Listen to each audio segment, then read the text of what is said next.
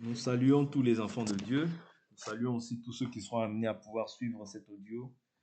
Que la grâce et la paix de notre Dieu soient sur vous, dans le nom de Jésus-Christ. Donc, nous sommes toujours dans notre marche que nous avons intitulé, notre enseignement que nous avons intitulé les différents types de résurrection. C'est ce que nous sommes en train de voir. Donc, premièrement, nous avons vu les résurrections miracles. Secondement, nous avons vu les miracles, les résurrections comme étant le fait d'avoir cru en Jésus. Troisièmement, nous avions essayé d'étudier hier par la grâce du Seigneur l'enlèvement, comment il allait se dérouler. Ça veut dire qu'en un clin d'œil, nous serons changés, transformés, nous qui avons cru en Jésus et qui gardons en fait l'enseignement dans la pureté. Ok? Parce qu'il y a des églises qui ne garderont pas l'enseignement dans la pureté. Là, on fait référence notamment aux vierges folles. Vous voyez, qui sont aussi des églises, mais qui sont folles, c'est-à-dire qu'ils n'avaient plus l'huile. Ok? Quand tu n'as plus l'huile, et autrement dit, tu n'as pas le Saint-Esprit. Ok? Parce que quand on voit la parabole des 10 vierges, elles étaient vierges. Ok? N'oubliez pas que nous, Paul nous dit que je vous ai présenté au Christ comme une vierge pure. N'est-ce pas? Ça, c'est le livre de 2 Corinthiens qui parle de ça. Et dans Matthieu 25, il est fait mention des vierges, des 10 vierges. Matthieu chapitre 25, je prends le verset 1. Alors le royaume des cieux sera semblable à 10 vierges qui prirent leur lampe. Ouais, la lampe peut être vue comme l'enseignement. La lampe peut être vue comme aussi le Saint-Esprit. Vous voyez, on peut le prendre dans plusieurs cas. La Bible d'Écriture nous dit, ta parole est une lampe à nos pieds, une lumière sur notre sentier. Ok? Donc c'est aussi une lampe. L'enseignement, c'est une lampe. Ici, il est question de 10 vierges qui prirent leur lampe pour aller à la rencontre de l'époux. 5 d'entre elles étaient folles et 5 sages. Les folles, en prenant leur lampe, ne prirent pas d'huile avec elles. L'huile, nous avions déjà vu cette écriture, je ne sais plus si vous vous souvenez, ça fait longtemps. Nous voyons que l'huile, c'est l'image du Saint-Esprit. Ok? Elles ne prirent pas d'huile avec elles. Mais les sages prirent avec leur lampe de l'huile dans des vases. Ouais. Or, toi et moi, bibliquement parlant, les vases, ce sont des individus. Je prends une écriture. Dans le livre de Romains.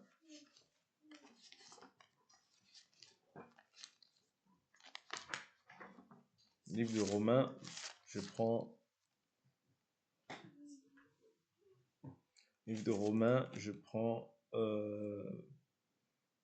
Romains chapitre 9.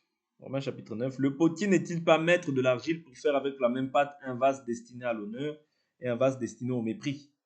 Et si Dieu, voulant montrer sa colère et faire connaître sa puissance, a supporté avec une grande patience des vases de colère formés pour la perdition. Vous voyez, donc ici, il est question d'Israël et de l'Église. Ouais, de l'Église. Quand on continue, il dit, et s'il a voulu faire connaître la richesse de sa gloire à des vases de miséricorde qu'il a d'avance préparés pour la gloire, c'est-à-dire à nous qu'il a appelés non seulement d'entre les Juifs, mais encore d'entre les païens. C'est-à-dire qu'une partie d'Israël qui a cru et les païens, c'est-à-dire les nations que nous formons, c'est-à-dire nous sommes les vases de miséricorde. Voilà pourquoi je dis que les vases qui contiennent l'huile, en réalité, ce sont simplement les individus qui ont reçu le Saint-Esprit. Est-ce que vous comprenez? Et ça, c'était les vierges sages. Mais lorsque l'époux est arrivé, la Bible nous dit quoi? Au verset 5 de Matthieu chapitre 25, il dit, comme l'époux tardait, toutes s'assoupirent. Et les vierges folles et les vierges sages, ils s'assoupirent. Au milieu de la nuit, il eut un cri, voici l'époux, sortez à sa rencontre. C'est comme ça, c'est-à-dire que ce sera en un clin d'œil que la chose se fera. Parce que la Bible nous dit qu'à la dernière trompette, vous voyez, à la dernière trompette, c'est là que la chose se fera. Alors toutes ces vierges se levèrent et préparèrent leurs lampes.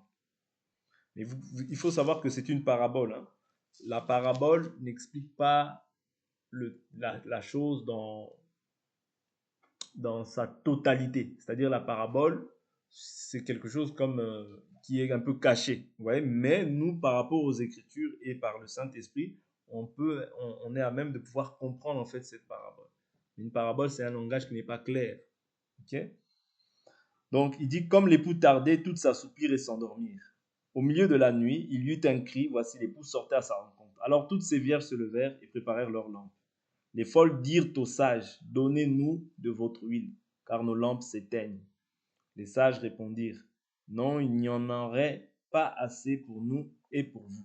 Allez plutôt chez ceux qui en vendent et achetez-en pour vous. Ouais, c'est-à-dire leurs lampes s'éteignaient. Elles n'étaient pas totalement éteintes, mais elles s'éteignaient. Okay? Plus tard, pendant qu'elles allaient en acheter, l'époux arriva. Celles qui étaient prêtes entrèrent avec lui au festin de noces, et la porte fut fermée. Plus tard, les autres vierges arrivèrent aussi et dirent, Seigneur, Seigneur, ouvre-nous. Mais il répondit, en vérité, je vous le dis, je ne vous connais pas. Veillez donc, puisque vous ne savez ni le jour, ni l'heure. Vous voyez, ça c'est un langage parabolique. C'est une parabole qui est donnée par le Seigneur afin que nous puissions être de ceux qui veillent et que nous ne puissions pas éteindre l'esprit. C'est ce que la Bible nous dit.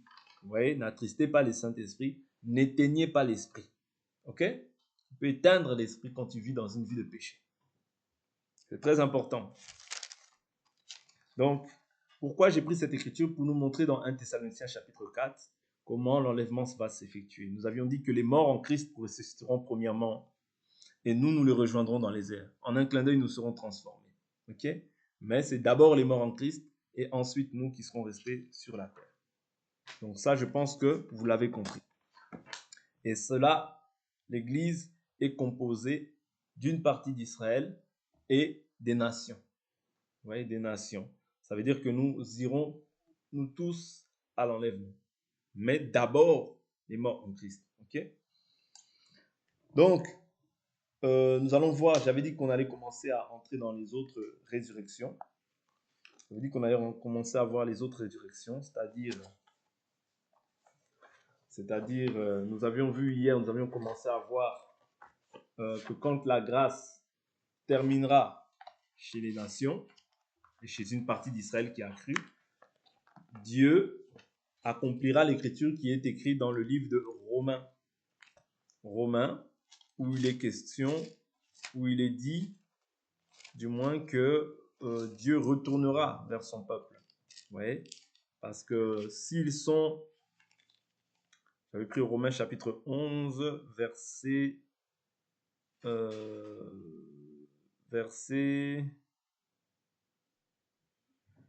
25. Car je ne veux pas, frères, que vous ignorez ce mystère, afin que vous ne vous regardiez pas comme sages. Il y a endurcissement partiel d'Israël jusqu'à ce que la totalité des païens soit entrée. Ce n'est pas tous les païens qui entreront, mais c'est néanmoins les élus, ceux que Dieu a connus d'avance. C'est ceux-là qui entreront. Mais la volonté de Dieu, c'est que tout le monde soit sauvé, parce que l'évangile a été prêché à toute nation sous le ciel. Ça, il faut le savoir. L'évangile, personne ne peut l'ignorer. Il a déjà été prêché à toute nation sous le ciel, mais tous ne croiront pas. Mais ceux qui sont élus, ceux que Dieu a connus d'avance, eux croiront. Jusqu'à la totalité des païens. Et ainsi, tout Israël sera sauvé, selon qu'il est écrit, le libérateur viendra de Sion. Quand on dit tout Israël, c'est pas aussi, c'est-à-dire ce n'est pas tout Israël, parce que tous ceux qui sont descendants d'Israël ne sont pas forcément ses enfants. Ouais, parce que l'Écriture dit, il est dit en Isaac, tu auras une descendance. Ok? C'est-à-dire ce n'est pas tous ceux qui sont descendants d'Israël qui sont ses enfants. C'est-à-dire que le juif qui est là au jour d'aujourd'hui, s'il meurt sans Jésus, vu que la grâce n'est pas retournée encore en Israël, il mourra, il ira loin du Seigneur. Ceux qui seront amenés à pouvoir voir le Seigneur, c'est ceux que Dieu a connus d'avance. Quand on dit tout Israël, ce sera tout Israël à ce moment-là. Mais pas tout Israël, c'est-à-dire tous ceux qui meurent aujourd'hui, s'ils meurent sans Jésus. Ouais, la grâce, vu qu'elle est encore dans l'Église, Dieu ne s'est pas encore tourné vers Israël. Donc celui qui meurt, qui est juif, qui meurt au jour d'aujourd'hui, sans avoir confessé Jésus-Christ dans sa vie comme Seigneur et Sauveur, en réalité, ce n'est pas mon frère, quoi qu'il soit juif dans la chair. Est-ce que vous comprenez? Ça, c'est très important à dissocier. Parce qu'il y a beaucoup de gens qui disent, oui, les juifs sont nos frères. Oui, non et non. Pourquoi je dis que oui et non? C'est-à-dire que les promesses qui ont été faites à Abraham, nous aussi, nous les héritons par la foi. Mais eux, ils ont hérité les promesses terrestres. Mais nous avons et les promesses terrestres et les promesses célestes. Mais ceux qui seront amenés à pouvoir, à trouver grâce en ce temps-là, eux aussi hériteront comme nous aussi nous avons hérité du salut. Mais eux, à la différence de nous, eux ne participeront pas à la fête des noces. Ils ne participeront pas à la fête des noces. C'est-à-dire que quand la grâce va se tourner, qu'est-ce qui va se passer? Je continue. L'Écriture nous dit, tout Israël sera sauvé selon qu'il est écrit. Le libérateur viendra de Sion, il détournera Jacob de ses impiétés. Et telle sera mon alliance avec eux lorsque j'ôterai leurs péchés. En ce qui concerne l'évangile, ils sont ennemis à cause de vous. Mais en ce qui concerne l'élection, ils sont aimés à cause de leur Père. Ok? Donc ici, qu'est-ce qui va se passer? Une fois que j'avais dit que eux déjà, bon, les 144 000 plus les vierges folles ne partiront pas à l'enlèvement. Ok, ça faut être 144 000, j'avais dit, selon le livre d'Apocalypse, c'est ceux à qui les deux témoins iront prêcher. C'est-à-dire quand la grâce finit dans l'église, Dieu se tourne vers les nations. Okay? 7 ans, nous sommes dans les noces. 7 ans sur la terre, c'est l'Antichrist qui va régner. Mais pendant ces 7 ans, je vous avais dit que ces 7 années sont réparties, coupées en deux, 3 ans et demi, 3 ans et demi. Et c'est alors que pendant la première période des 3 ans et demi, les deux oints prêcheront à Israël et ils croiront. Ouais. Ils prêcheront à Israël et ils croiront. Mais à la suite de cela, qu'est-ce qui va se passer? À la suite de cela, qu'est-ce qui va se passer? Nous allons un peu voir ces événements rapidement. Nous allons voir l'événement qui va se passer. Les deux témoins, la bête, okay, la bête qui sera déjà sur la terre. C'est-à-dire que pendant les 3 ans et demi que les deux témoins vont prêcher, il y aura une coalition qui va s'effectuer pour pouvoir adorer, pour que la bête soit adorée. C'est-à-dire que maintenant, qu'est-ce qui va se passer? La bête et le faux prophète vont tuer en fait les deux témoins. Et les deux témoins seront enlevés. Vous voyez, ils seront enlevés selon Apocalypse. Ça, c'est des enseignements qu'on avait déjà vus. Je ne sais pas si vous vous souvenez, mais on répète ces choses-là parce que ça, on va voir aussi quelques aspects de la résurrection aussi dans ces textes-là. Ça, c'est dans Apocalypse chapitre 10, où il est écrit, Apocalypse 10, verset 7, « Quand ils auront achevé leur témoignage, la bête qui monte de l'abîme leur fera la guerre, les vaincra et les tuera. » Ici, il s'agit des deux témoins. Okay? Et leurs cadavres resteront sur la place de la grande ville qui est appelée dans un sens spirituel Sodome et Égypte, là même où leur Seigneur a été crucifié, c'est-à-dire à Jérusalem. Des hommes d'entre les peuples, les tribus, des langues et des nations verront leurs cadavres pendant 3 jours et demi, et ils ne permettront pas qu'on mette leurs cadavres dans une tombe. Les habitants de la terre se réjouiront à leur sujet et seront dans l'allégresse. Ils s'enverront des présents les uns aux autres parce que ces deux prophètes ont tourmenté les habitants de la terre. Après les 3 jours et demi, un esprit de vivre venant de Dieu entra en eux et ils se tinrent sur leurs pieds. Une grande crainte fondit sur ceux qui les voyaient. Ils entendirent du ciel une voix forte leur dire « Montez ici ». Ils montèrent au ciel dans la nuée et leurs ennemis les virent.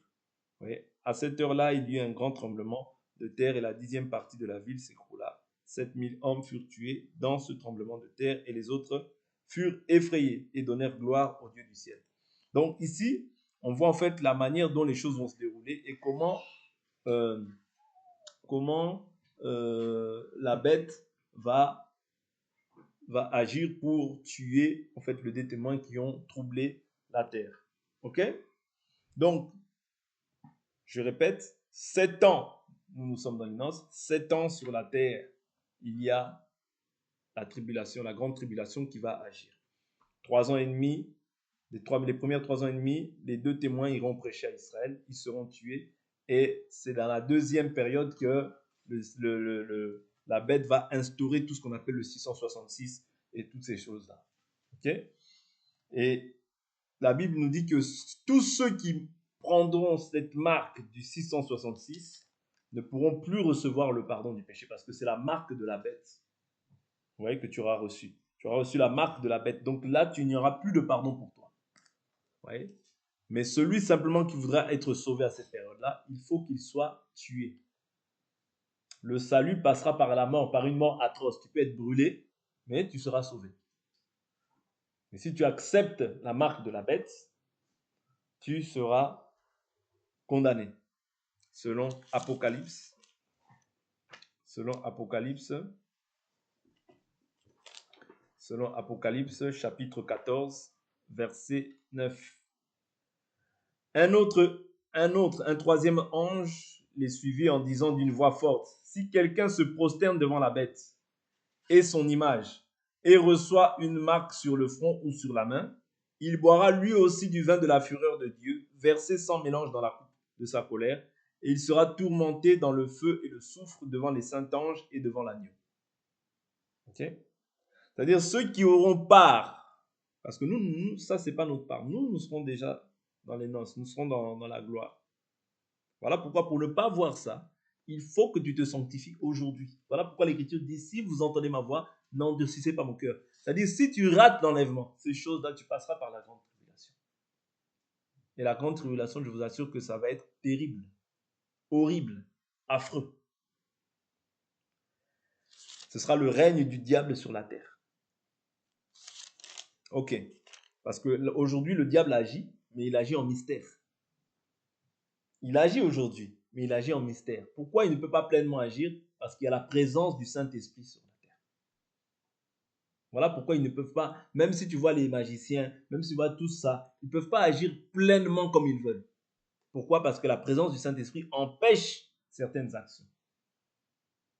Mais lorsque l'Église ira à l'enlèvement, je vous assure que la bête maintenant viendra et ce sera un carnage.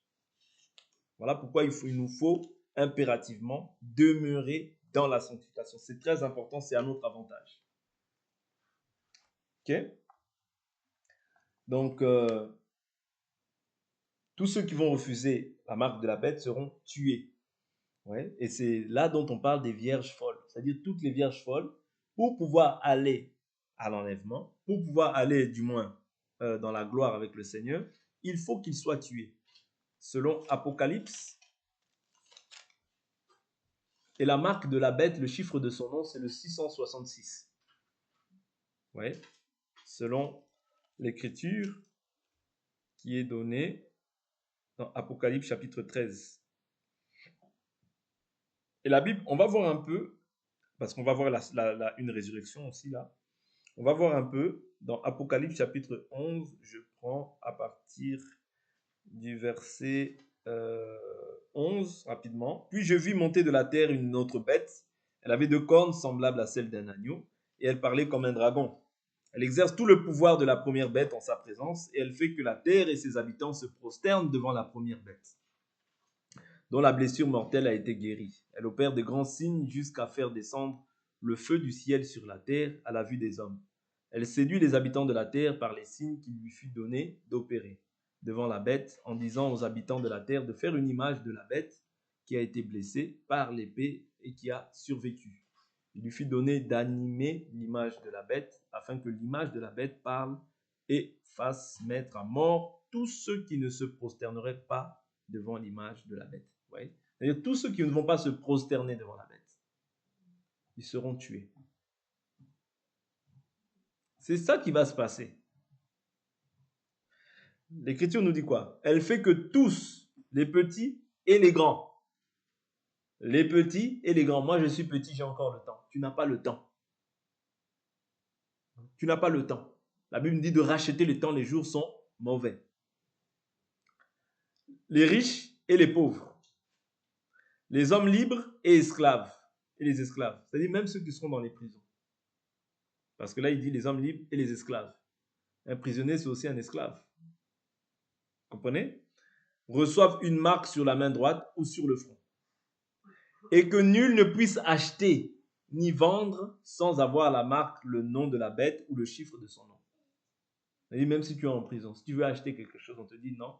Soit si tu n'as pas la marque de la bête, tu ne peux pas. Tu ne peux pas non plus acheter. Tu ne peux pas non plus vendre. Ouais. Nul ne pourra acheter ni vendre sans avoir la marque, le nom de la bête ou le chiffre de son nom. Je vous prends un exemple. Est-ce que vous avez vu lors du Covid comment les choses se passaient? Ça, c'est un peu l'image de ce qui va se dérouler lorsque... En fait, c'est des choses, quand on regarde avec l'œil de la Bible, si nous sommes sages, nous allons comprendre que c'est ces mêmes choses-là qui vont se dérouler lorsque la bête viendra. C'est-à-dire qu'on ne pouvait pas aller dans les hôpitaux sans avoir un pass. Ouais. Tu ne pouvais pas aller dans un restaurant sans avoir un pass. Dans certains centres commerciaux sans avoir un pass. Comprenez? Ça, ce sont des choses, si nous regardons avec l'image, ce sont des choses qui, ce sont des choses qui nous montrent comment ces choses-là vont se dérouler en ce temps-là. C'est-à-dire que tu ne pourras ni acheter ni vendre, tu ne pourras pas entrer dans des hôpitaux. Parce que là, on ne pouvait pas, hein. Même aller dans un restaurant, tu ne pouvais pas. Tu étais obligé de présenter cette carte ou je ne sais plus comment c'était, voilà, le pass là. Oui. Donc, ce sera le même système. C'est pourquoi Dieu veut nous épargner de passer par la grande tribulation. Il nous permet de pouvoir aller à l'enlèvement. Oui. Donc, il ne faut pas rater, en fait, l'enlèvement. Si tu rates ça, c'est terminé. Il dit que nul ne puisse acheter ni vendre sans avoir la marque, le nom de la bête ou le chiffre de son nom. Pourquoi? Parce que maintenant, ce sera le royaume de Satan sur la terre. Oui. Aujourd'hui, Dieu est avec nous. Oui, Christ est en nous. Voilà pourquoi il n'y a pas toute cette manifestation. Mais lorsqu'il ne sera plus, je vous assure que ces choses-là seront terribles. C'est ici la sagesse, que celui qui a de l'intelligence calcule le chiffre de la bête, car c'est un chiffre d'homme, et son chiffre est 666. Okay? Aujourd'hui, nous voyons un peu, des fois des 666, des gens qui font des signes 666. Mais là, ce sera vraiment la manif, c'est-à-dire ce sera vraiment le temps où le diable va régner sur la terre. Ok? Donc, avançons. Avançons. On a vu que les deux oins vont être enlevés aussi. Vont être enlevés. Maintenant, il y a une autre résurrection que j'aimerais vous partager ici. Je suis maintenant après le règne de millénium, de 1000 ans. Dans Apocalypse chapitre 20. L'Écriture nous dit quoi? Apocalypse chapitre 20. L'Écriture nous dit, je vis des trônes, à ceux qui s'y assirent fut donné le pouvoir de juger. Et je vis les âmes de ceux qui étaient morts sous la hache à cause du témoignage de Jésus, de la parole de Dieu, et de ceux qui ne s'étaient pas prosternés devant la bête ni devant son image, et qui n'avaient pas reçu la marque sur le front, ni sur la main. Ils revinrent à la vie et ils régnèrent avec Christ pendant 1000 ans. C'est-à-dire que la Vierge folle et les 144 000 viendront avec nous, mais au règne millénaire. Est-ce que vous comprenez? Ils seront avec nous au règne millénaire, mais pas aux noces.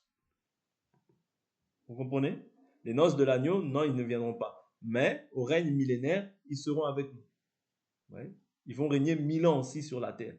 Voilà pourquoi je vous dis que même si tu meurs aujourd'hui, tu vas revenir sur la terre pour régner 1000 ans avec Jésus. Ouais. Nous allons régner avec 1000 ans avec Jésus. Voilà pourquoi il ne faut pas perdre cette espérance-là. Il ne faut pas perdre cette espérance. Qu'est-ce qu'il nous dit? Il nous dit les autres morts, c'est-à-dire ceux qui ne sont pas morts en Christ, ne revinrent pas à la vie jusqu'à ce que les 1000 ans soient accomplis. C'est la première résurrection. Est-ce que vous comprenez? Ça veut dire que quand toi tu es mort, okay, ceux qui sont morts, ceux qui sont morts et qui ne sont pas allés aux noces, okay, eux ils seront gardés, mais ils viendront où?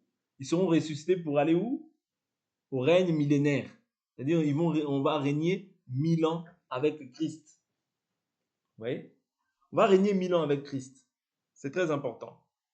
Heureux et saints ceux qui ont part à la première résurrection. La seconde mort n'a pas de pouvoir sur eux, mais ils seront sacrificateurs de Dieu et du Christ et ils régneront avec lui pendant 1000 ans.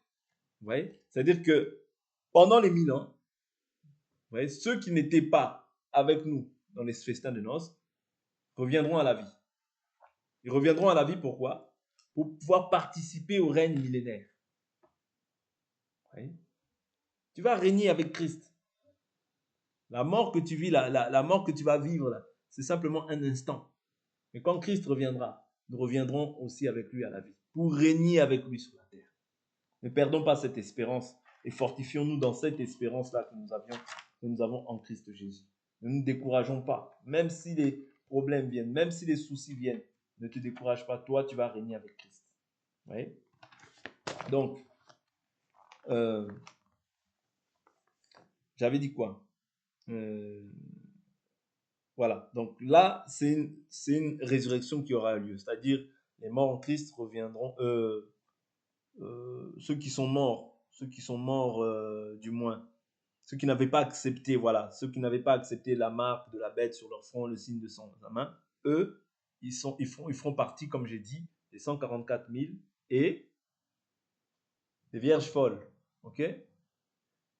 Selon Apocalypse aussi, je vais pas aller vite, je prends une autre écriture parce qu'on termine aujourd'hui cet enseignement. Apocalypse chapitre 7. Je prends le verset 9. Je ne veux pas sauter cette écriture, c'est très important. Apocalypse chapitre 7, je prends un peu plus haut, verset 2. Et je vis un autre ange qui montait du côté du soleil, levant, et qui tenait le sceau du Dieu vivant. Il cria d'une voix forte aux 4 anges à qui il avait été donné de faire du mal à la terre et à la mer.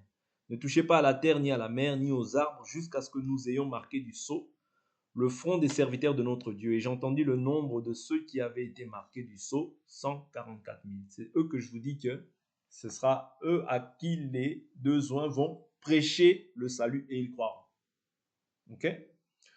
Donc après, il donne toutes les tribus. Je saute, je prends le verset 9. Après cela, je regardais, voici une grande foule que nul ne pouvait compter, de toute nation, de toute tribu, de tout peuple et de toute langue. Ils se tenaient devant le trône, devant l'agneau, vêtus de robes blanches et de palmes à la main. Et ils criaient d'une voix forte, le salut est à notre Dieu qui est assis sur le trône et à l'agneau.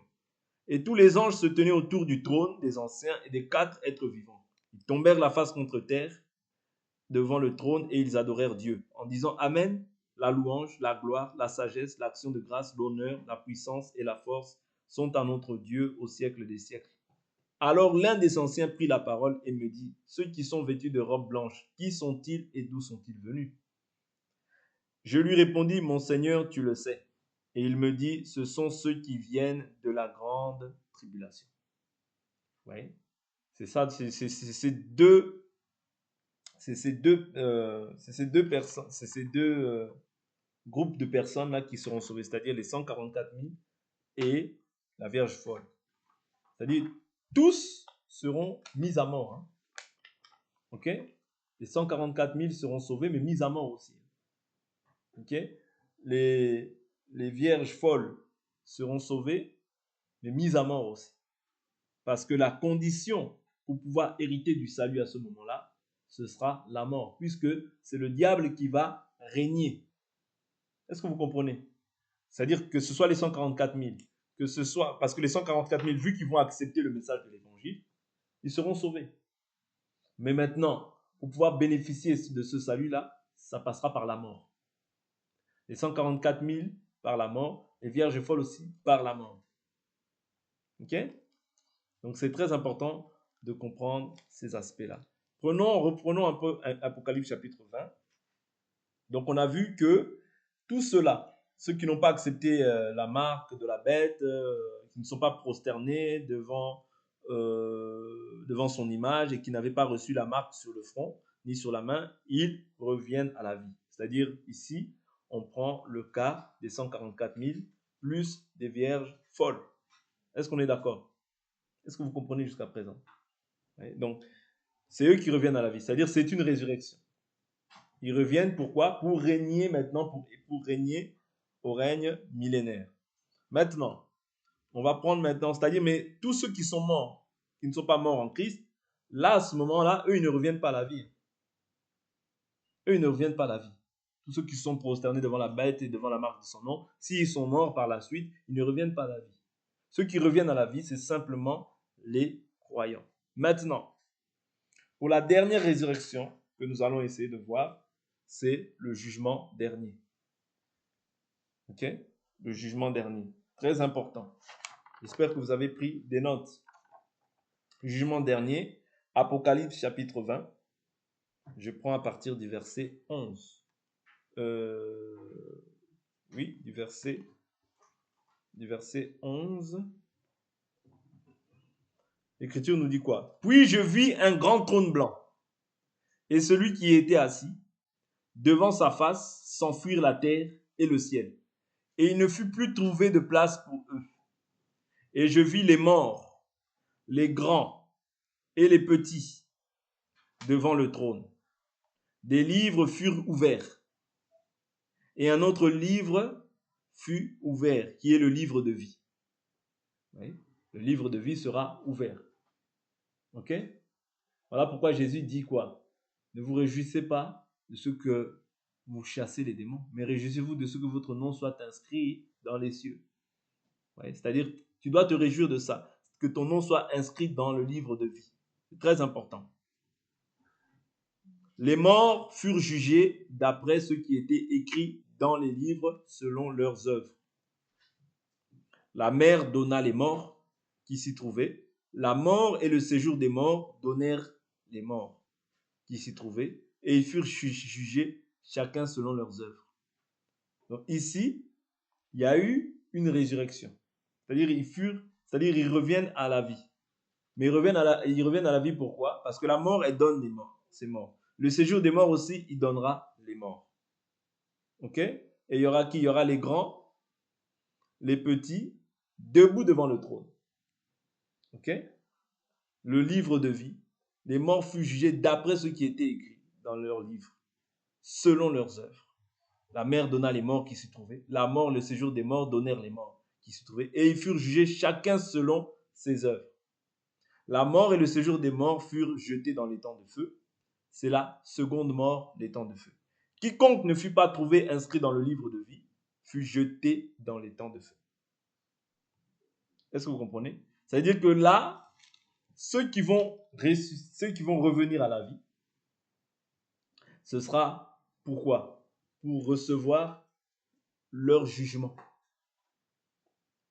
C'est-à-dire ceux qui n'ont pas accepté Jésus, leur finalité, ce sera quoi? Ils reviennent à la vie, mais pour pouvoir recevoir leur sentence. La sentence, c'est quoi? C'est les temps de feu. Est-ce que vous comprenez? Voilà pourquoi Paul, nous avions vu qu'il parle de la résurrection des justes et des injustes. C'est-à-dire que les injustes, ici, ils reviendront à la vie.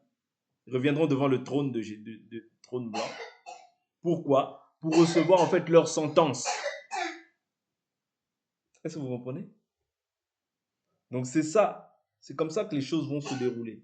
Voilà pourquoi tout enfant de Dieu, bien averti, bien averti, doit se préparer.